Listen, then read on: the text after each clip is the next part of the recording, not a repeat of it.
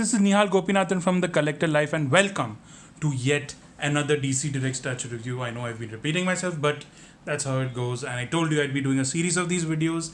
This is the third statue in the Kingdom Come line, and this is known as, weirdly it's known as the Kingdom Gog for some reason.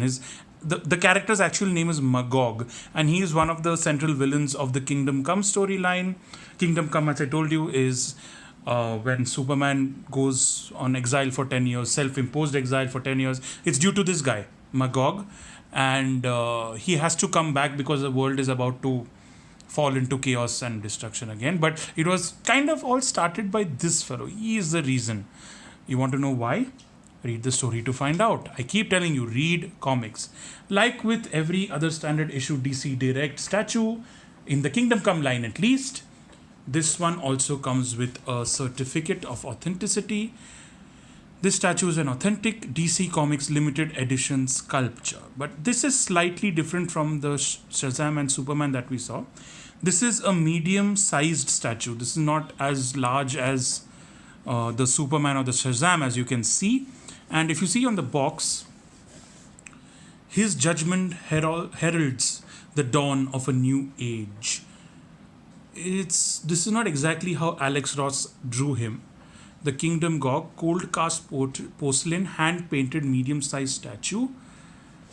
If you look at the side of the box, based upon designs by Jerry Ordway. Now, Jerry Ordway is yet another sculptor, artist, designer at DC Comics who made designs of Magog while he was working there, and this is based on his design. So this is not Alex Ross who's done this, but Jerry Ordway. That is why it looks different from Alex Ross's Magog.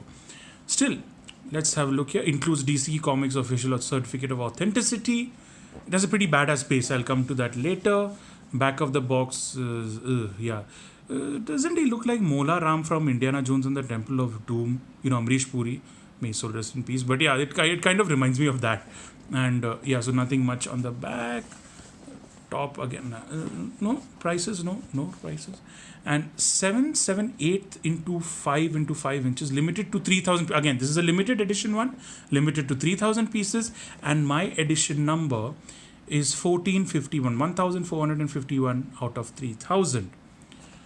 So yeah, again, that's to do with the box.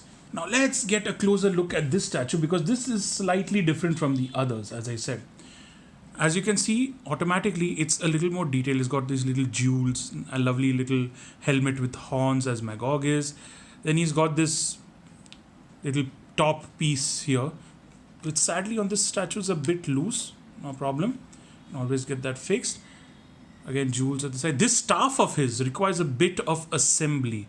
It actually comes apart, and you can to pack it for the future. It actually comes apart, but for right now I don't want to take it apart because then assembly is a bit of a pain.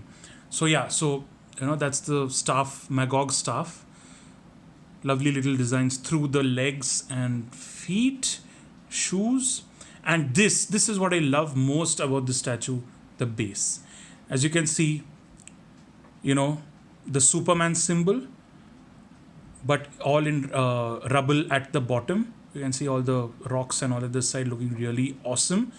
And this basically represents Magog taking off from where Superman left off. So after Superman quit being Superman, Magog kind of took over superhero duties. More vigilante duties they were, but he took on superhero duties and created young teams of superheroes to fight villains. They ended up fighting each other, but that's a different story. And again, at the bottom of the base, 1451 out of 3,000. And yeah, initially, I wasn't going to get the statue, but Varun, another collector friend of mine, kind of convinced me to get this, and it's because of him I have this statue. So thank you, Varun. Thank you very much. If I just turn the back, nothing else to see there. But yeah, this staff, you have to be a little careful of. It can come apart a bit. Just ensure that you don't mess around with it too much. This is the box. This is the certificate of authenticity. And that's a wrap on Magog. I mean, the Kingdom Gog, as the box says. But really, if you want to know more about him, read the comic. I keep telling you, read the comic. It's you won't regret it, and you'll want to get these action figures or statues immediately. So yeah, that's it for the Kingdom Gog. This is Nihal Gopinathan signing off, and I'll see you sometime again soon. Until then, keep liking, sharing, and subscribing to our channel. And if you have any statues or figures you'd like us to review, let us know. We'd be glad to do that for you. Toodles!